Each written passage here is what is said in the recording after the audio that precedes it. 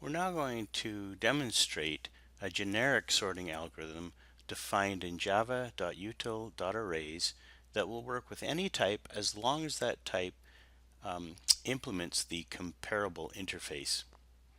So let's go ahead and create ourselves a new Java project, and we're going to call this sort comparable objects.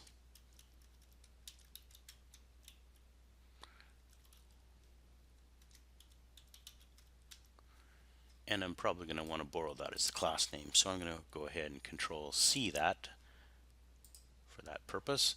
And let's go ahead and create a class of that same name. So new class, and we'll call it the exact same thing. I'll just hit Control V here. And I guess this will also contain a main method, so we'll go ahead and click there and set everything up to start working on this now. We are going to have to import java.math in this case, so let's go ahead and do that. Import java.math.star semicolon, and there I've defined my class and I've got my main method, and let's go ahead and start on this implementation. Well, the first thing I'm going to do is define an array of strings, and we're going to call that array of strings cities,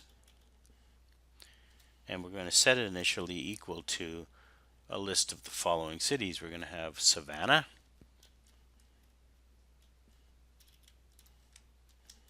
and we're going to have Boston,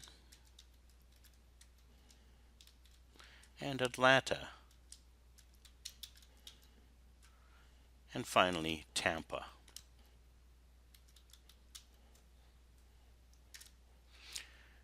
So there's my list of cities.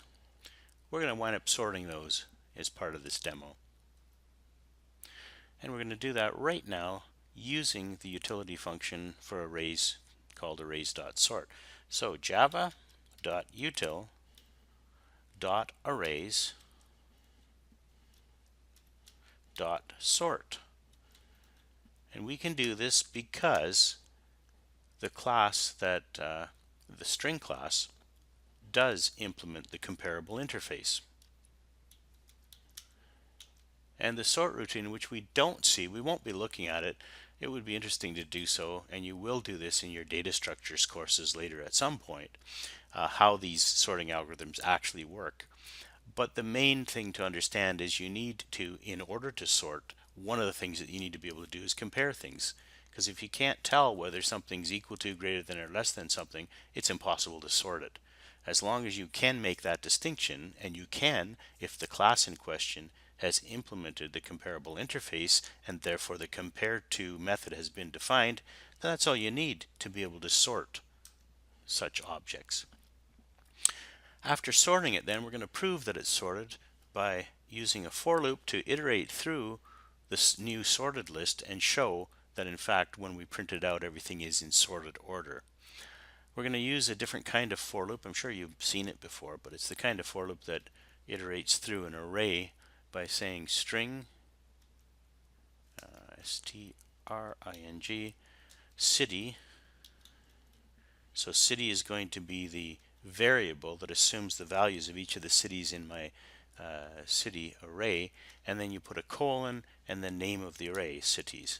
So what that for loop does, if you're not familiar with it, it goes through the array cities one at a time, and it's going to set the variable city equal to one of those cities on each iteration of the for loop. And what I'm going to do on every iteration of the for loop is simply print out that particular city. So I'm going to do a system.out.print, and I'm going to print the city, but I'm going to append to it a blank. So I'm going to, in other words, delimit each of the cities one from the other with a blank character. And because that's going to leave the cursor at the end of the line, I'm going to do a explicit print line to restore the cursor back to the home position. So system.out.print line of nothing. So hopefully what will happen here when we run this is it'll take that sorted list of cities that you see above, sort them and print them out in sorted order, proving that it did work and it did what it was supposed to do. However, that same sort routine will work with any objects that implement the comparable interface. And another such example of an object that implements that interface is the big integer. So it should work just fine with big integers as well. Let's try it here and see if it does. So I'm going to declare an array of big integers called huge numbers.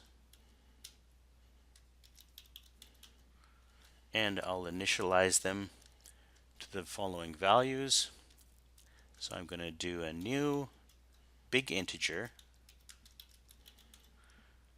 and I will put some great huge integer in here. How about 232323109 2929392.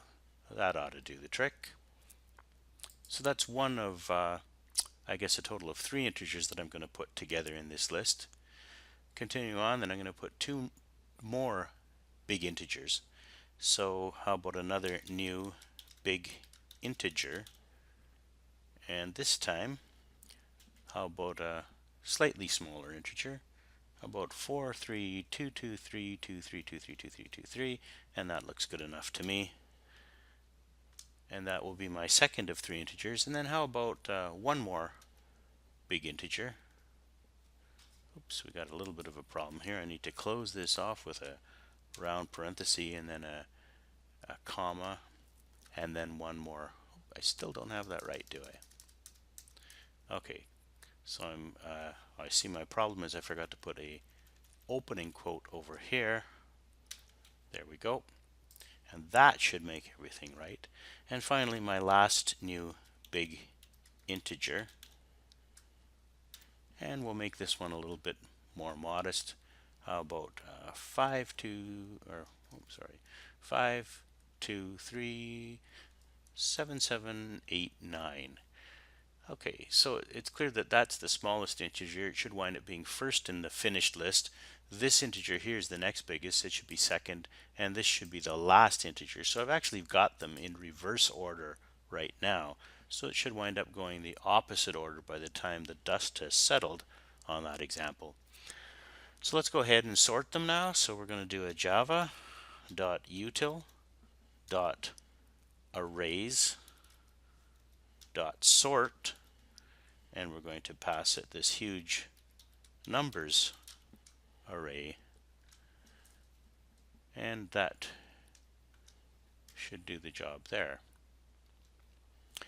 Now, of course, I need to prove that I've actually sorted it. So I don't know, maybe I can borrow some of the code from up above here because it's going to be very similar. It's going to be big integer here, and this will be huge. Well, what can I call that? I guess I'll just call this number, and I'll call this huge numbers.